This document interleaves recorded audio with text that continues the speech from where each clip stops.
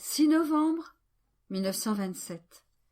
La créature qui vit dans la divine volonté ne descend pas de son état originel et a droit au statut de reine. L'âme, qui ne vit pas dans la divine volonté, descend de son origine, perd sa noblesse et prend l'état de servante. Dans la rédemption, Jésus est venu sur terre pour sortir l'homme de son état de mort, le guérir et lui donner tous les remèdes possibles pour le faire revenir à son état originel. Pour celui qui vit dans la divine volonté, les actes de Jésus accomplis dans la rédemption ne seront pas un remède, mais une félicité, une joie et le plus bel ornement dans le palais royal de sa volonté. L'acte unique et incessant de la divine volonté, où chacun est fusionné en un seul acte. La croix a fait venir à maturité le royaume de la rédemption et le royaume de la divine volonté. Jésus place sa vie en chaque vérité qu'il manifeste, afin que chaque vérité ait le pouvoir de former une vie divine dans les créatures. Et il lui tarde tant que ces vérités soient connues. Jésus fait couler la vie dans ce qu'il manifeste, que ce soit par des paroles ou des œuvres. Je suivais la divine volonté en accompagnant tous les actes que mon doux Jésus avait accomplis sur terre. Il me les rendait présents, et je les revêtais de mes « je t'aime », en lui demandant par ces actes le royaume du divin fiat. Je le priais d'appliquer à mon âme tout ce qu'il avait fait dans le royaume de la rédemption, pour me donner la grâce de toujours vivre dans sa divine volonté. Mon doux Jésus se manifesta en moi et me dit « Ma fille, l'âme qui vit dans ma divine volonté ne déchoit pas de son origine. Et comme toute chose a été créée pour qui était censé vivre en elle, tous les biens de la création, qui sont plus étendus que les biens de la rédemption, lui appartiennent. L'âme qui se maintient dans l'état originel, en vivant dans le fiat suprême, a droit au statut de reine. Et à ce titre, il est juste que tout soit en sa possession, et qu'elle demeure dans le palais royal de notre volonté.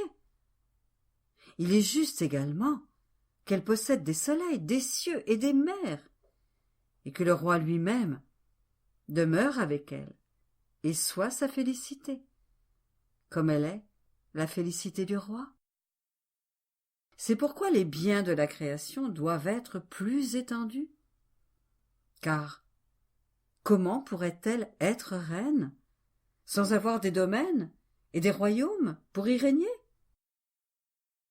Par contre, si l'âme ne vit pas dans ma divine volonté, elle déchoit de son origine, perd sa noblesse et se place dans l'état de servante.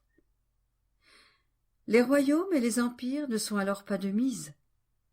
Mieux encore, je suis venu sur terre dans la rédemption pour sortir l'homme de son état de mort, le guérir et lui donner tous les remèdes possibles pour le faire revenir à son état originel, sachant que s'il retournait dans notre volonté d'où il est sorti, tout était déjà prêt pour le maintenir dans sa condition royale. Tu dois savoir que pour celle qui vit ou vivra dans ma volonté, les actes que j'ai accomplis dans la rédemption lui seront non pas des remèdes, mais des bonheurs et des joies, et ils seront les plus beaux ornements du palais royal de ma volonté, car tout ce que j'ai fait n'était rien d'autre que la naissance de ma volonté. Ces miséricordieuses entrailles ont fait naître pour moi dans le sein de mon humanité tous les actes que j'ai accomplis en venant sur terre. Il est donc juste que ce qui lui appartient lui serve d'ornement. En tout ce que j'ai fait sur la terre, lorsque je priais, parlais, souffrais ou bénissais les petits enfants, je cherchais mes enfants, les enfants de ma divine volonté, pour leur donner le premier acte et tout ce qui s'y rapporte, tout le bonheur que mes actes contenaient. et j'ai donné ces actes comme remède à ces malheureux enfants du péché, serviteurs de la volonté humaine pour leur salut. Ainsi, tous mes actes s'écoulaient comme le premier acte qui était censé vivre dans la volonté suprême, pour devenir le centre de leur vie. C'est ainsi que celui qui vit dans ma volonté peut dire « Tout est à moi » et je lui dis « Tout est à toi ». Après quoi, je pensais en moi-même, si l'acte du divin fiat est tel qu'aucun autre acte ne peut dire « je suis le premier », comment ceux qui vont venir après pour vivre dans le divin fiat pourront-ils se trouver devant Dieu comme premier acte, si les premiers existent déjà? Mon divin Jésus ajouta « Ma fille, pour qui vit ou vivra dans ma volonté, tout sera comme un premier acte devant Dieu, car ma volonté n'a qu'un seul acte, un acte incessant, qui se produit toujours, tel un acte premier. Et en vertu de cet acte unique et incessant, ma volonté élève tous les actes accomplis en elle au rang d'acte premier, de sorte que tous ceux qui vivent dans ma volonté se trouveront dans cet acte unique et chaque acte sera premier devant l'adorable majesté.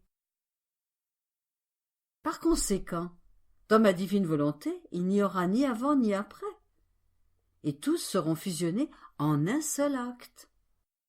Quel honneur, quelle gloire pour la créature de pouvoir trouver place en cet acte unique de la volonté de son Créateur, d'où jaillissent, comme d'une source, tous les biens et tous les bonheurs imaginables. Alors, continuant à suivre les actes de mon bien-aimé Jésus, je m'arrêtai, lorsqu'il reçut la croix, qu'il embrassa avec toute la tendresse de son amour, et qu'il plaça sur ses épaules, pour la transporter au calvaire. Jésus ajouta « Ma fille, la croix a amené à maturité le royaume de la rédemption pour le compléter et se placer en gardienne de tous les rachetés, de telle sorte que si quelqu'un permet à la croix d'être sa gardienne, il reçoit en lui-même les effets d'un fruit mûr qui a de la saveur, de la douceur et de la vie, et la croix lui fait ressentir tout le bien de la rédemption, de sorte qu'il mûrit avec le fruit de la croix et se dispose à retourner dans le royaume de ma volonté. Car la croix a également amené à maturité le royaume de ma volonté. De fait, qui t'a disposé à te faire vivre en elle? Ne serait-ce pas la croix de tant d'années qui t'a permis de mûrir comme un beau fruit, qui t'a enlevé le goût amer que contient la terre et tous les attachements des créatures, pour les convertir en divine douceur, se postant en gardienne pour que rien n'entre en toi qui ne soit saint, rien qui ne te donne que ce qui vient du ciel? La croix n'a rien fait d'autre que laisser couler en toi les fluides vitaux et former en toi ton Jésus. Et ton Jésus, te trouvant mûr, forma le royaume de sa divine volonté dans les profondeurs de ton âme. Et me présentant en maître, je t'ai parlé et te parle encore de ma divine volonté. Je t'ai enseigné ses voies, la vie que tu dois avoir en elle, les prodiges, la puissance et la beauté de mon royaume. Tu dois savoir que chaque fois que ton Jésus décide de manifester une vérité, l'amour que j'ai pour elle est si grand que c'est ma vie elle-même que je place en chaque vérité que je manifeste, afin que chaque vérité ait le pouvoir de former une vie divine dans les créatures. Vois-tu alors ce que signifie te manifester une vérité de plus ou de moins? Cela signifie sortir une vie divine et la mettre en péril, la mettre en danger, car si elle n'est pas connue, aimée et appréciée, c'est une vie divine qui ne reçoit pas son fruit et l'honneur qui lui est dû. Voilà pourquoi j'aime tant les vérités que je manifeste, parce que c'est ma vie qui coule en elles, et j'ai un très grand désir qu'elles soient connues. Quelle différence avec les créatures dans ma façon d'opérer, lorsqu'elles parlent, enseignent, agissent, leur vie ne demeure pas dans les paroles et les œuvres. Par conséquent, ce n'est pas trop grave si leurs paroles ou leurs œuvres ne portent pas de fruits.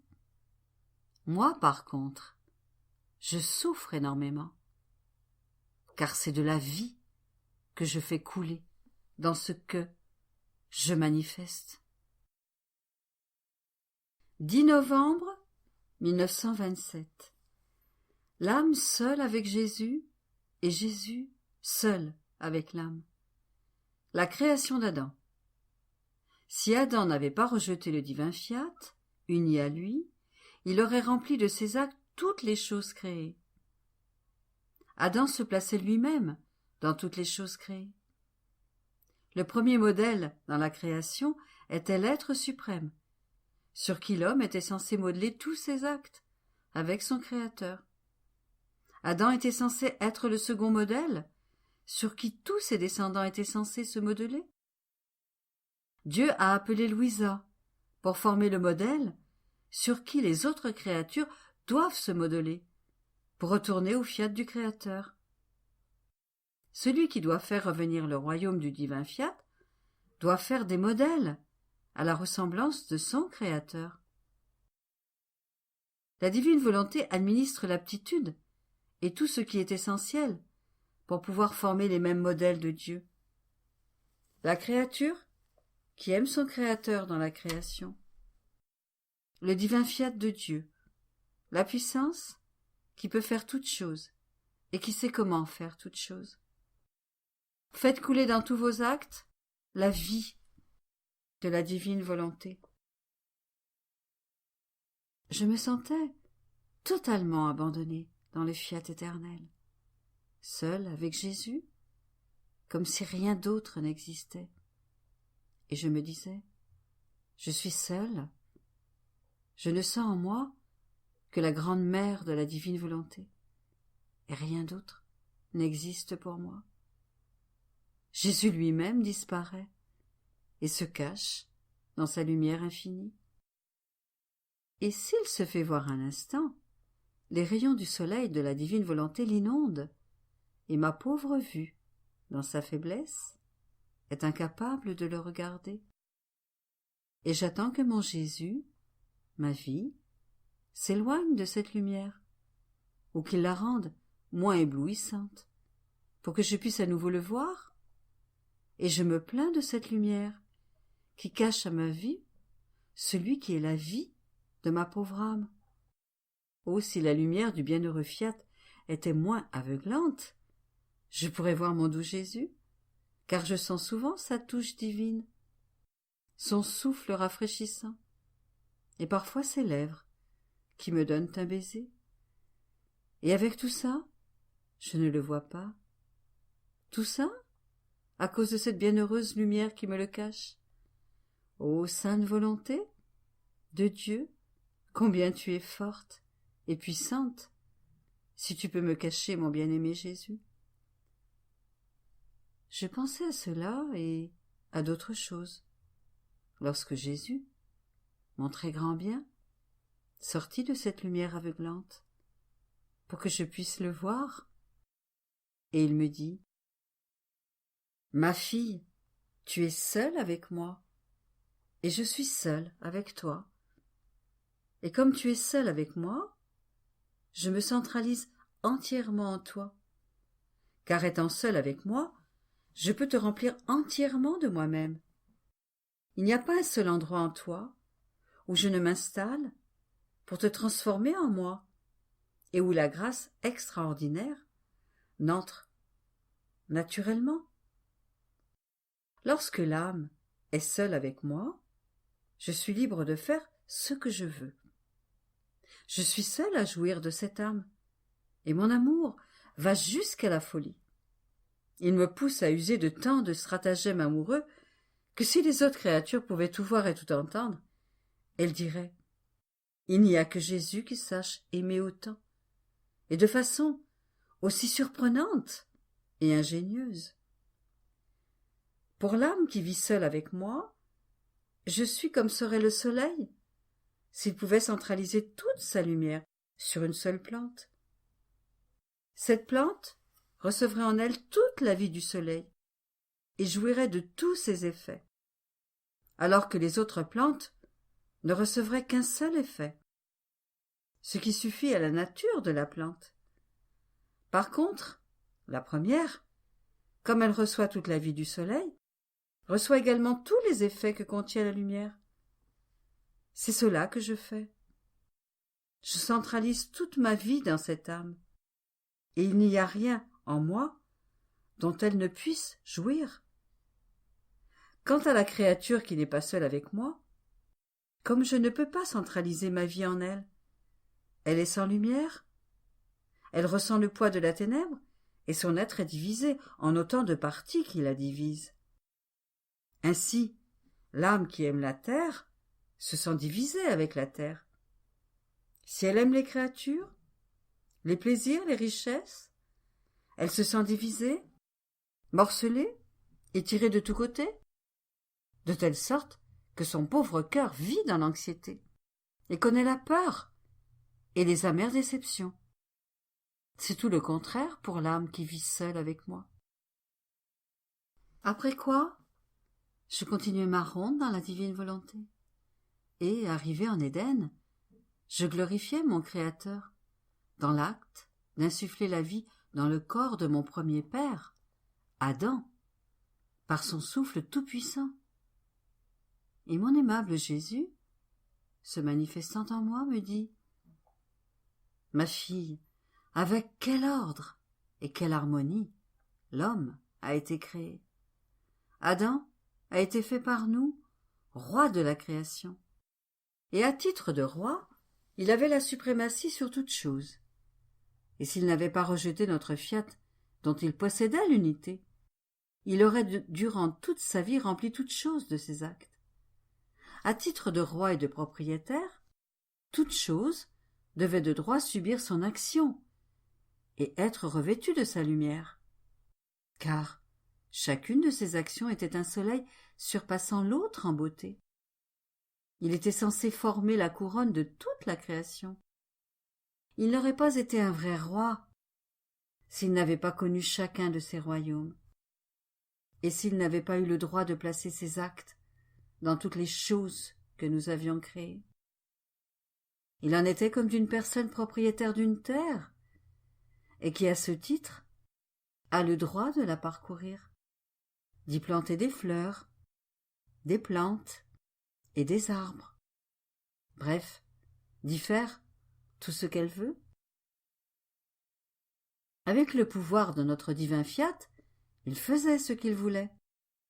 Il se plaçait lui-même dans toutes les choses créées, et lorsqu'il parlait, aimait, adorait et agissait, sa voix résonnait dans toute la création, laquelle était investie de son amour, de son adoration et de son action. La divinité ressentait ainsi l'amour, l'adoration et l'œuvre de son premier fils dans toutes ses œuvres. Or, toute l'œuvre d'Adam serait restée dans toute la création comme un premier modèle pour tous ses descendants. Ils auraient modelé tous les actes à la lumière des siens, qu'il aurait, à titre de premier père, laissé en héritage à toute sa postérité, qui aurait eu non seulement son modèle, mais aussi la possession de ces actes. Quelle n'aurait pas été notre gloire et la sienne en voyant l'œuvre de notre cher Fils, notre précieux trésor, né de notre amour, fusionné avec nos œuvres. Quel bonheur pour lui et pour nous. Eh bien, si tel était notre dessein, en créant toute la création, et ce précieux joyau qu'était l'homme, n'est-il pas juste, même si Adam a commencé et n'a pas terminé, et terminé même dans le malheur et la confusion, parce qu'il a rejeté notre divine volonté, qui lui servait d'acte premier et le faisait œuvrer dans les œuvres du Créateur? N'est-il pas juste que nous ayons ce même dessein pour ses descendants? C'est pourquoi je t'appelle au milieu de mes œuvres, dans toute la création, pour former le modèle auquel toutes les créatures devront se conformer, pour retourner dans mon fiat. Si tu connaissais ma joie, lorsque je te vois faire, tienne, ma divine volonté, vouloir animer la lumière du soleil pour dire que tu m'aimes et me demander mon royaume.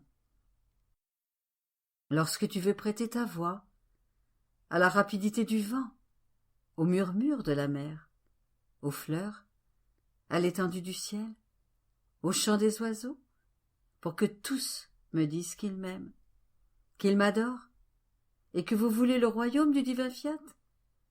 Je suis si heureux que je ressens à nouveau les premières joies, le premier amour de mon précieux joyau, et que je suis porté à tout mettre de côté, à tout oublier, afin que tout revienne comme nous l'avions établi en premier. Aussi, sois attentive, ma fille, car trop de choses sont en jeu. Tu dois savoir que le premier modèle dans la création était l'être suprême, sur qui l'homme devait modeler tous ses actes avec son Créateur. Le second modèle devait être Adam, sur qui tous ses descendants étaient censés se modeler. Mais, comme Adam s'est soustrait à ma volonté, il n'avait plus d'unité avec le Créateur. Et les matériaux pour le prendre comme modèle lui faisaient défaut. Pauvre Adam! Comment pouvait-il former des modèles à la ressemblance divine s'il ne possédait plus cette volonté qui lui donnait l'aptitude et tous les matériaux nécessaires à la formation de modèles à la ressemblance de Dieu? En rejetant le divin fiat, il rejetait le pouvoir qui permet de faire toute chose et qui sait comment faire toute chose. Ce qui est arrivé à Adam est semblable à ce qui t'arriverait à toi si tu n'avais ni papier, ni plume, ni encre pour écrire. Si cela te manquait, tu serais incapable d'écrire un seul mot. C'est ainsi qu'il a été impossible de former les modèles de la divine estampe. Le troisième modèle doit être fait par celle qui doit faire revenir le royaume de ma volonté. Tu as donc une tâche importante, car à tes modèles vont se conformer tous les autres. Aussi, dans tous tes actes, fais circuler la vie de ma divine volonté, afin qu'elle puisse te procurer tous les éléments essentiels, et ainsi tout ira bien, et ton Jésus sera avec toi, pour que soient bien exécutés tes divins modèles. 13 novembre 1927. Ce que le Verbe éternel a fait dans l'humanité de Jésus. C'est uniquement par le règne du fiat que les créatures feront circuler en elles tout le bien qu'il a fait. La grande différence entre le règne de la divine volonté dans les créatures et l'émission d'un acte de cette volonté, communiqué aux saints, aux patriarches et aux prophètes de l'Ancien Testament. La formation du royaume de la divine volonté ne demande pas un acte unique, mais l'acte continuel qu'elle possède. Le règne véritable. C'est en vertu de l'acte continuel que le fiat de la créature devient ce que le fiat de Jésus est par nature. Je poursuivais ma ronde dans la divine volonté et, parvenue aux actes qu'elle a accomplis dans l'humanité de notre Seigneur, mon doux Jésus, se manifestant en moi, me dit « Ma fille, le Verbe divin était dans mon humanité comme un centre de vie. Nous étions inséparables. Mais comme mon humanité avait ses limites, et que le Verbe était sans limite, immense et infini, mon humanité ne pouvait restreindre en elle-même la lumière infinie du Verbe.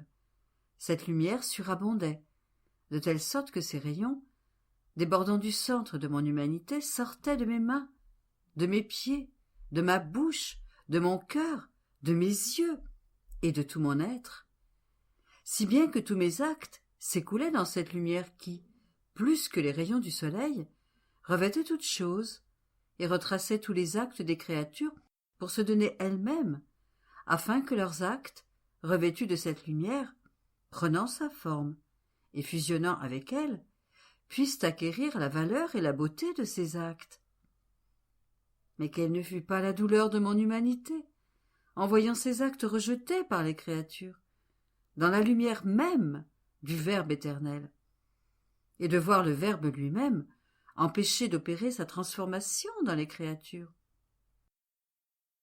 Chacun de ces actes rejetés était une souffrance, et chaque acte des créatures se changeait en amertume et en offense envers mon humanité. Comme il est dur de vouloir faire le bien, de le faire, et de ne trouver personne pour le recevoir. Et cette souffrance continue, car tout ce que mon humanité a fait dans la lumière du Verbe éternel existe et existera toujours. Et comme elle est toujours dans l'acte de faire ce qu'elle a fait une fois, mon humanité attend toujours qu'une créature reçoive la transmission de ses actes, afin que, de part et d'autre, il y ait unité dans l'acte, unité dans la valeur, unité dans la volonté, unité dans l'amour. Et c'est seulement par le règne de mon fiat que l'acte de ma rédemption peut trouver son accomplissement total. Car c'est avec sa lumière que les créatures pourront ôter le bandeau de leurs yeux et laisser monter en elles tout le bien que le Verbe éternel est venu faire dans mon humanité pour l'amour des créatures. Pendant qu'il parlait, je voyais sortir de l'intérieur de mon doux Jésus tant de lumière que tout en était revêtu. J'ai poursuivi ma ronde en accompagnant de mes « je t'aime » tous les prodiges qu'il avait accomplis dans les saints, les patriarches et les prophètes de l'Ancien Testament, ainsi que ceux qui ont suivi sa venue sur terre, afin de demander, en vertu de tous ses actes, son divin royaume chez les créatures. Et je pensais, si sa sainte volonté a accompli tant de prodiges chez tous ses saints, n'est-ce pas peut-être le règne de sa volonté? Tout au moins dans tous ses saints, si prodigieux. Mais mon bien-aimé Jésus, se manifestant en moi, me dit « Ma fille, il n'existe pas de bien qui ne vienne de ma divine volonté, mais il y a une grande différence entre le règne de ma volonté sur les créatures et la production d'un acte unique de ma volonté qui se communique aux créatures. Chez Abraham, ma divine volonté a produit un acte d'héroïsme, et il est devenu l'homme héroïque. Chez Moïse, un acte de puissance, et il est devenu l'homme des prodiges. Chez Samson, un acte de force, et il est devenu l'homme fort. Chez les prophètes, ma divine volonté a révélé ce qui concernait le Rédempteur qui doit venir, et ils sont devenus prophètes. Et ainsi de suite pour tous ceux qui se sont distingués par des prodiges ou des vertus inhabituelles. Suivant l'acte que ma divine volonté produisait, s'ils y adhéraient et y correspondaient, ils recevaient le bien de cet acte. Cela n'est pas régner, ma fille, et ce n'est pas non plus former le royaume de ma volonté. Pour le former, il faut non pas un seul acte, mais l'acte continuel que possède ma volonté. Voilà ce qu'elle veut donner aux créatures pour former son royaume. Son acte continuel de puissance, de bonheur, de lumière, de sainteté et d'une indescriptible beauté. Ce que mon fiat est par nature, il veut que les créatures le soient en vertu de son acte continuel, qui contient tous les biens possibles et imaginables. Dirais-tu qu'un roi règne parce qu'il a édicté une loi ou accordé un bienfait à son peuple? Certainement pas. Le règne véritable consiste à former la vie de son peuple avec toutes ses lois, à leur donner le régime juste qui convient à leur vie, ainsi que tous les moyens nécessaires pour que rien ne manque à leur bien-être. Le roi, pour régner, doit avoir sa vie au milieu de son peuple et faire que sa volonté et ses biens soient un avec son peuple, de telle sorte que le roi forme la vie de son peuple et le peuple la vie de son roi. Sinon, ce n'est pas un règne véritable. Tel est le règne de ma volonté, se rendre inséparables des enfants de son royaume, leur donner tout ce qu'elle possède au point qu'ils en débordent, afin d'avoir des enfants heureux et sains, du même bonheur et de la même sainteté que ma volonté. Or, on peut voir que malgré les nombreux prodiges accomplis par les saints, les prophètes et les patriarches, ils n'ont pas formé mon royaume au sein des créatures. Ils n'en ont pas non plus fait connaître le prix et le grand bien que possède ma volonté, ni ce qu'elle peut et veut donner, ni le dessein de son règne, car il leur manquait l'acte continuel et la vie permanente de ma volonté. Ainsi, n'en connaissant pas la profondeur, ils se sont préoccupés d'autre chose que ce qui concernait ma gloire et leur bien, et ils ont mis de côté ma volonté, dans l'attente d'un temps plus favorable, où le Père, dans sa bonté, ferait d'abord connaître, avant de donner, un bien et un royaume si grand et si saint qu'ils ne pouvaient même en rêver. Aussi, sois attentive et continue ton vol dans le divin fiat. 18 novembre 1927. Lorsque la créature décide d'entrer dans le divin fiat et d'y former ses actes, la divine volonté se sent appelée par les actes de la créature et reflète sa lumière en chacun d'eux. Elle les débarrasse de ce qui est humain et forme en eux sa vie de lumière. Les fêtes et les joies entre le Créateur et la créature se forment dans les communications. Je me sentais affligée par les privations habituelles de mon doux Jésus, mais tout abandonné à son aimable volonté. Je me disais alors, mon très bon Jésus ne m'a rien dit ces jours-ci, et tout n'est que profond silence. Il m'a à peine fait ressentir un peu de mouvement en moi, mais sans une parole. Et je pensais à cela lorsque mon Jésus se manifesta et me dit « Ma fille, lorsque Dieu ne manifeste pas d'autre vérité, la divine volonté demeure comme suspendue, et elle n'ajoute pas d'autres biens à ceux des créatures. En conséquence, la vérité n'est pas l'occasion de nouvelles fêtes pour Dieu et la créature. » Et moi, en entendant cela, je dis « Pour toi, c'est toujours la fête puisque tu as avec toi toutes les vérités. Mais pour la pauvre créature, la fête est interrompue, car elle ne possède pas la source de toutes les vérités. Ainsi, lorsque son Créateur ne lui communique pas d'autres vérités, il n'y a pas de nouvelle fête. Tout au plus, peut-elle se réjouir des fêtes du passé, mais elle ne peut pas savoir la surprise des nouvelles fêtes, ce qui n'est pas le cas pour toi. Et Jésus ajouta « Ma fille, c'est assurément toujours la fête pour nous, et personne ne peut jeter la plus petite ombre sur l'océan de nos joies et de nos bonheurs nouveaux. et sans fin que contient en lui-même notre être divin. Mais c'est une fête nouvelle qui se forme dans l'acte de notre être divin, lorsque débordant d'amour envers la créature, il lui manifeste ses vérités.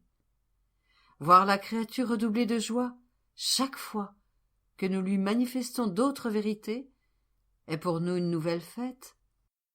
Faire sortir les vérités de la source de nos joies, dresser la table de notre joie pour la créature, et la voir fêter avec nous, assise à notre table pour prendre la même nourriture, c'est pour nous une fête nouvelle. Les fêtes et les joies sont le fruit des communications. Le bien isolé n'apporte pas la fête. La joie qui reste seule n'est pas souriante. Le bonheur ne festoie pas tout seul, et il est sans entrain. Comment va-t-il fêter, festoyer et rire, s'il ne trouve personne avec qui fêter, festoyer et rire? C'est l'union qui produit la fête, et c'est en rendant une autre créature heureuse que l'on forme son propre bonheur.